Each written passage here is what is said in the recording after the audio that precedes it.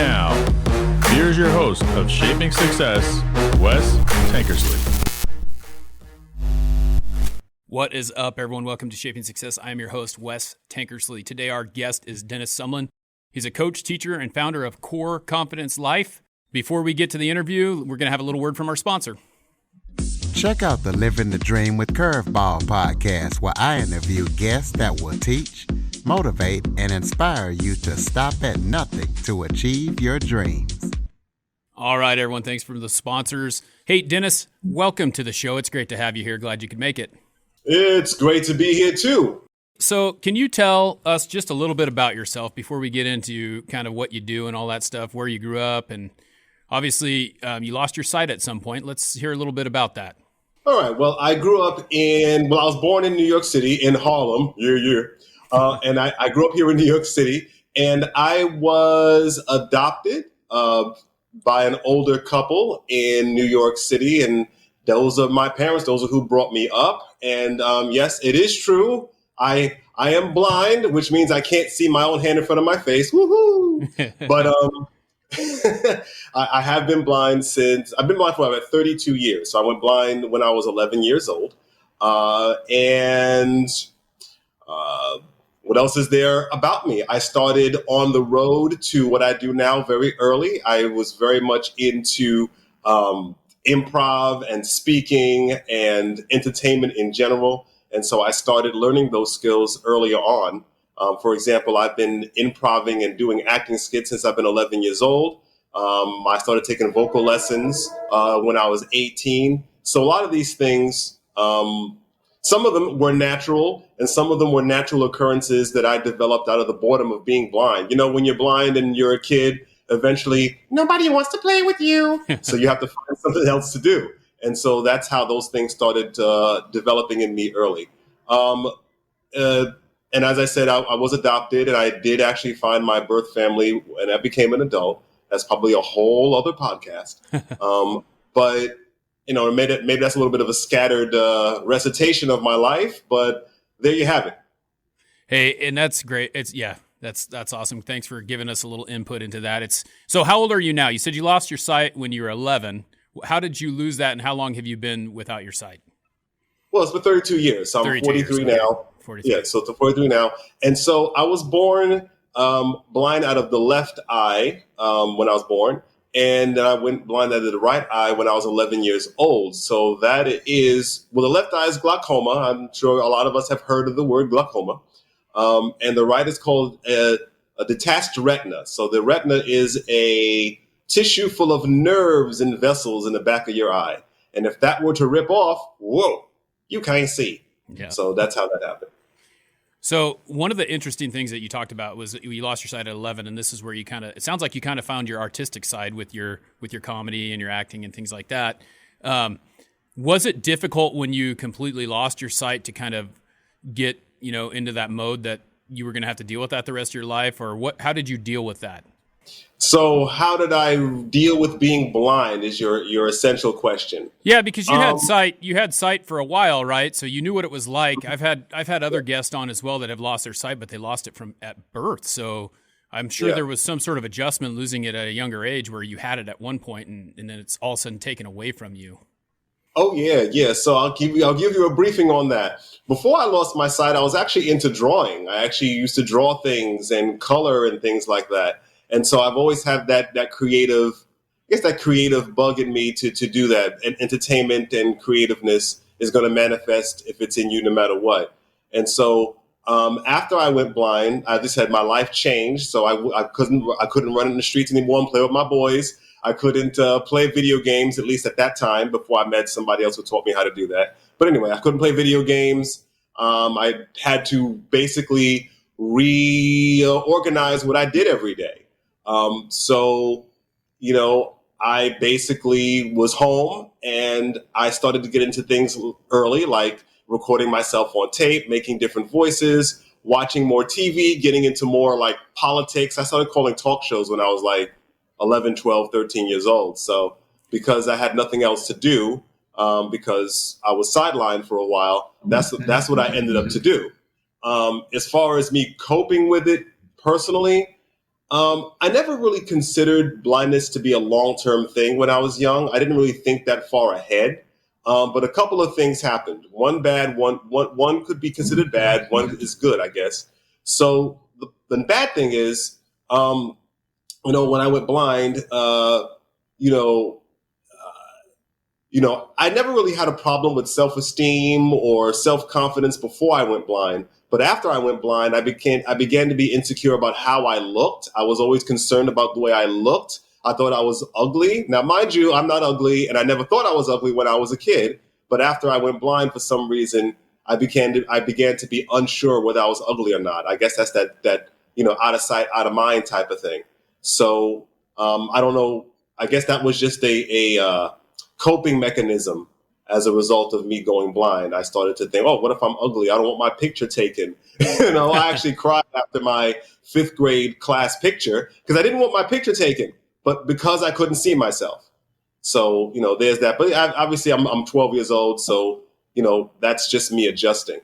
What was good about the blindness and what a lot of blind people don't seem to get sometimes, and what I got, is I was taught that blindness is no different than anything else, and that blindness doesn't change who I am. I can still accomplish whatever I want to do as a blind person.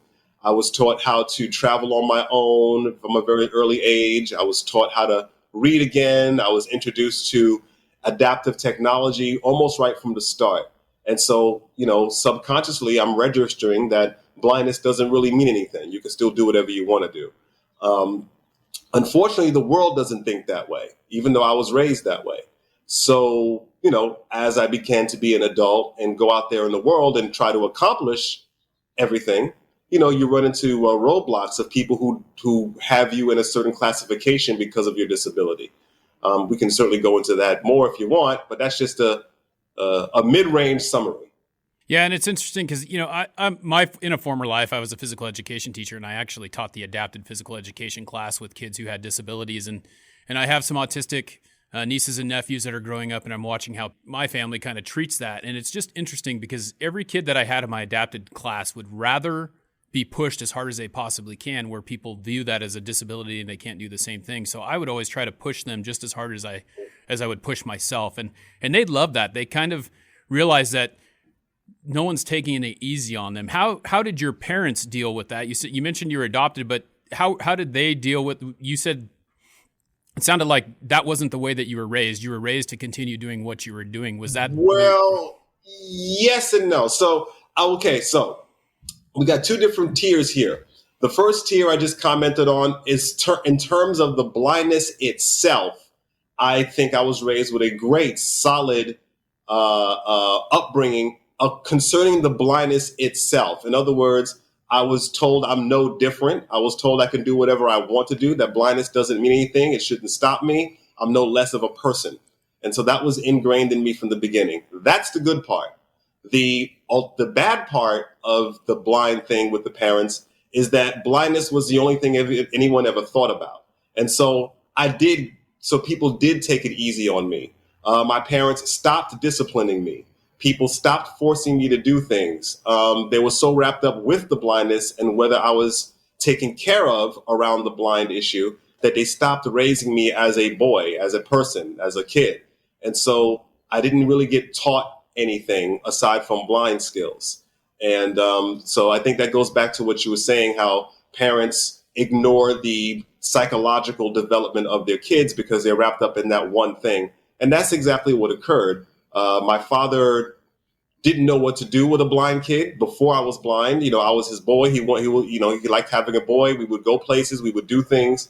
After I went blind, he didn't know how to take that because now we can't do things anymore in the same way. My mother, eased back on discipline. No one really taught me, the basics of how to take care of myself, personal care, social adaptivity, all those things were ignored because people were making sure I was a safe little blind boy. So yes, I'm confident and the blindness doesn't bother me. But on the other hand, as far as the other things that one needs to know to be a functional grown man, I had to learn that on my own. Yeah, and that sounds like that might have been a little bit difficult. So you essentially had to adapt on your own. Did you go to any special classes or anything like that you said you learned how to travel and things like that. That's obviously a skill that you probably couldn't learn on your own, or was it just pretty much throw you to the fire, figure it out? No, no. What happens is when there's two ways that people do it. You can either go to an all blind school, or you can go to a public school that has what's called a resource room. And so I was public schooled, mainstreamed my whole life. And in those schools, they called them different things, but essentially they're a resource room where you go there and, you learn the skills of blindness, you learn Braille, they give you a mobility teacher. I got introduced to the talking computer. And so that was a room to help you keep up with your mainstream courses. And so that's the route that I took in school. Well, I think it's amazing that you've accomplished so much with that mentality that, it seems like I won't quit mentality. We had a little conversation before, and you just seem like a really fun guy, and you've been through so much. Can you tell us a little bit about how that developed into what you're doing now? You went to college, you've developed some speaking skills, you're coaching people. Kind of tell us a little bit about what you're doing now. What I'm doing right now, I am a coach, a speaking and leadership coach. And so I work with people on building public speaking skills, writing speeches, delivering speeches, building public speaking skills. Also, I work with people on building confidence in the different areas of their life. Life confidence, communication confidence, confidence, sexual confidence as well. So I have a whole confidence program as well. That's one of my two signature programs. The other one is, of course, like I just mentioned, a public speaking program. And so those are the two main programs that I work with clients on right now. And so it's really focused on using your natural talents that we all have to the best of its ability to get you to where you want to go in your personal life.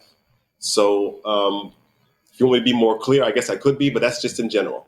Yeah. So do you feel like obviously, I don't think this is kind of a dumb question, but I feel like you've learned how to talk better because you can't visualize what it is. You basically have to do all the visualization in your head. How do you make that positive mindset happen? Because I feel like I don't hear any negative anything out of you. It's awesome to just kind of hear that. What do you do to, cultivate the positivity that you have, and how do you create that mindset for yourself every day? Well, I have different beliefs that help me stay too far away from negativity. So, of course, as everybody does, I have bad moods and bad days, and, I have gone through depression, and I have all those thoughts that everybody has. But I also have other philosophies that help me move forward. A lot of my philosophies are centered around spirituality, working with energy, law of attraction, manifestation skills. So a lot of my spiritual belief system gives me the energy to move on and combat low self-esteem and negative thinking when it comes up. Living more of a conscious spiritual lifestyle helps with that, in short. We can certainly go into what that is, but my spirituality helps me make the majority of my decisions I make every day. And my spirituality helps me deal with the majority of ups and downs that life throws at me. It's interesting that you were talking about the law of attraction, because I've been recently, I do a lot more listening because I drive around for my daily job, and I've been listening to The Secret. I just watched another movie that was about that, and they talk about the law of attraction. Can you tell me a little bit about your philosophy on that? Why do you feel like that's such an important thing? Well, the law of attraction is just one piece of my spiritual philosophy. It definitely ties in there. But just to be basic, I'm actually writing a book about manifestation that'll be out soon. So interesting that we're into this topic. So the law of attraction, basically, in its basic sense, in the way that it's been commercialized, is that if you think something, it will come to you. Now, of course, it's not that simple, but basically it says that we all have energy. We all are just spiritual beings having a human experience. We all come from one source, which is a spiritual source from the spiritual dimension. And so we all have certain non-physical abilities to be able to shape our own lives. And one of those abilities is to manifest things based on the energies that we are carrying. So using positive energy, using intentional thought, inspired action, using those elements will help attract to you the things that you want. A lot of this stuff works, like I said, invisible energy wise. There is a couple of quantum physics dynamics that might go into it if you needed scientific proof of all this. But the bottom line is understanding that we all have our own special non-physical spirit power. And if consciously used, we can create almost anything that we want to create. Yeah, it's amazing. That's the thing that I just like when I started listening to that, because there's a movie that came out that was, and I started watching a documentary this morning about the secret. I didn't have time to finish it up, but there's so many things about that, just that the law of attraction. I totally feel the same way. You give what you get, the energy that you give out. If you're going to give out negative energy, you're going to get negative back. If you're going to give out positive, you're going to get positive back. And I think that that's what attracts most people to each other. It's just a crazy whole thought process, but it's mind changing once you figure that out.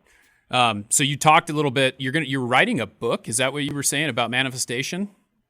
Yes, I'm working on a book right now. I have several booklets. Some go with my courses, and some will be out soon. But being that we talk about manifestation, I am working on a book about manifestation. It's basically the 3 steps to manifesting what you want. And so, of course, it's a book. So I go through some of the dynamics on how energy works. I go through the laws of nature, and then we start getting into the 3 steps to manifesting. And within those 3 steps, obviously, there's some skills and things that you need to understand.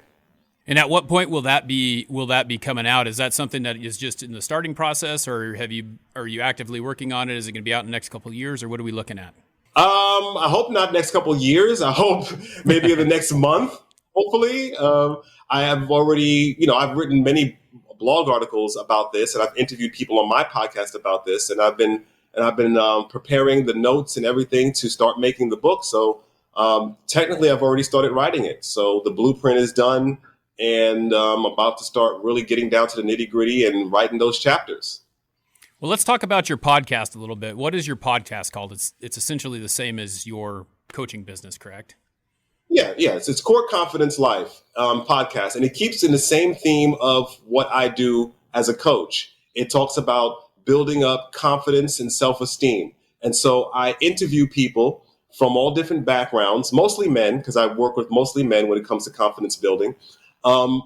They get on the air and they tell their story of how they overcame inner limitations to reach their personal success. And so men of all different backgrounds, whether they're singers or artists or just the average dude who've had some struggles in life, we interview them and go deep on where they came from, how they got where they are, what are those lessons they had to learn, how did they overcome low self-esteem and confidence. So it's kind of just a reflection of what I do already, helping people understand that we all have some of the same struggles. We can all learn from each other and be more confident people. And as far as like your coaching and stuff goes, how does someone get in touch with you to do that? What is the process in the coaching? Is it one-on-one? Is it face-to-face? Is it all over Zoom? How are you going and dealing about that within COVID? You're in New York, right? Which is probably one of the hot spots, or it's not probably, it is one of the hot spots. How has that affected your business? Well, luckily my business can be done on Zoom. So if you basically before all of this stuff with the world events, I still did coach clients on the phone or Zoom. There are some clients I did meet face-to-face, and I also have taught classes of public speaking skills. Since the world events have occurred, obviously I can't teach in-person classes anymore, and I don't see people in person anymore, but we still do things on Zoom. And so the clients I have now, we coach on Zoom. As far as getting in touch with me, the website Core Confidence Life, or emailing me at dennis@coreconfidencelife.com. And then we would schedule, a half-hour intro call. So you can get to know me, I can get to know you, and we can talk about what your end goals are for either the general confidence program or, of course, the public speaking program. We'll discuss what your goals are, where you want to get to, and then we'll talk about how I can make it happen for you. So where do you see this going? So if you had to decide where you were in 5 years, what do you see in 5 years? Because I feel like you're going to be visualizing that, and that's part of your manifestation. What do you see this going in 5 years? Well, what I would really like to accomplish is some sort of I would call it maybe, I don't know what to call it, an institute, an organization, whatever it would be. But it would be a system, an institute. Maybe it would have a building itself, probably have a headquarters. But basically what it would be a confidence and spirituality kind of like a learning center where people would be able to sign up and be able to learn all the things that we're talking about now, building up confidence within themselves, communication skills, speaking skills, leadership skills, understanding spirituality and your own natural power, all the things we're talking about now. I want to take that even bigger, create a center around that, have people sign up for that, and have different branches to it. So we'd have the learning branch. We would also have the outreach branch, where I would basically be helping people, men down on their luck around this local area and, helping them get back on their feet through donations and things like that. So it would be like a whole system. It would go from just my little living room here until a force in society that can help people better utilize their skills, live with more awareness and consciousness, and help those who need a helping hand. Well, I'm excited to see that kind of come to fruition. It sounds really exciting. All right, Dennis, well, it's been great having you on here, and I really enjoyed talking to you about what you're doing, what you have going on. I really love your story. We have one last question that we ask every person who comes on the show, and it's essentially, the show is called Shaping Success. I feel like success is different for every single individual, and your definition of success would be different from mine and from the next person. But my question to you is, how are you going to define your success? What is success to you? Success to me is first living up to my principles and values. So my principles and values revolve around independence, honesty, self-actualization, personal responsibility, all of those different values, just to keep it general. And so part of success is me living up to those values as best as I can every day. Part of success to me is growing, advancing as a man and as a person every day. And success to me also is me being a conduit for other people to realize their success. Well, I think that's a great definition. I think that you really give that off. I think that energy that you give is very positive, and I feel like you're going to be motivating very many people. I want to thank you for taking the time to be on the show, and I really appreciate you dealing with the lateness of the start. That is okay. I do a lot of different things around podcasting and entertainment. So I know that things happen, especially in this day of online stuff. All right. Well, is there anything else you want to say to the audience before we go? Anything else? Yep. Basically, get to know your natural talents, utilize them for your best life. And if you want help finding what that best life is or how to get there, come find me. Hey, Dennis, thank you. Those are great words. Thanks for your motivation. Hey, everyone, that is the end of the show. Until next time, I want to challenge you to find the shape of your success. Check out the Living the Dream with Curveball podcast, where I interview guests that will teach, motivate, and inspire you to stop at nothing to achieve your dreams.